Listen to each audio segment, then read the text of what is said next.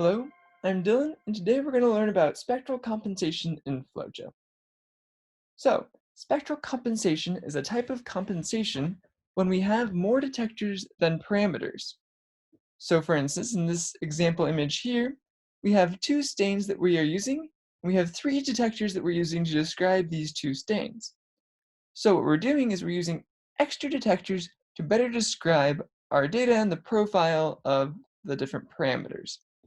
So the advantage to this is that the more detectors we have, the better we are able to describe the intensities, the spillover of the two parameters into each other, and we could perhaps get a better compensation matrix. So spectral compensation is used often when with cytometers that have many extra detectors. For instance, here I'm using Symphony data acquired from the FlowJo repository that was originally from Dr. Lichi's lab. And so this Symphony data here, Symphony cytometers have many detectors. This one has up to 30. And so I'm able to get many different empty detectors that I can then use to describe my data. So here I have only 15 compensation controls, maybe even less.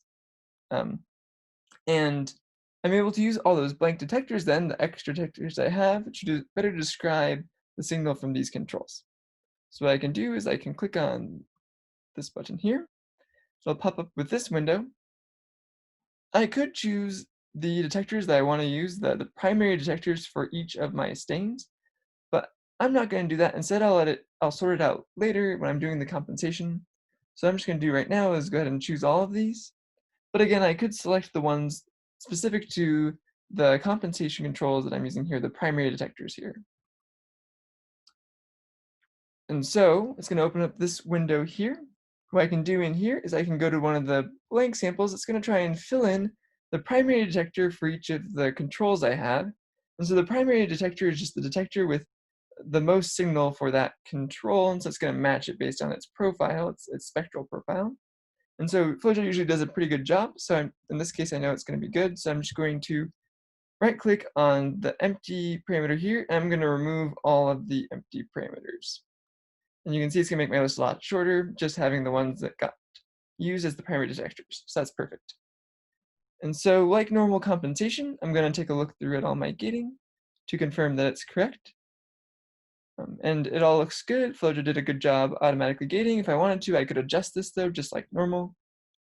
And just like normal, I'm gonna go up here. I'm gonna take the spectral tick box here because of course I'm doing spectral compensation, so I wanna make sure I do that. I could choose my detectors again if I wanted to add any back. I could also weight my detectors here. And so you can see by default, they're all gonna be weighted equally. What I could do is if I know that some detectors are going to be more important than others for describing my data based off the profile of my different stains, so I could weight these detectors appropriately, and I could import weights to weight the data here. I could also click this button, which optimizes the weights of those detectors based on an algorithm that FlowJo uses, but this button is going to take some time to do, and I don't necessarily have to do it for all my spectral data. So in this case, to save time, I'm just going to go ahead and click the View Matrix button, and it's going to create a spectral compensation matrix for me.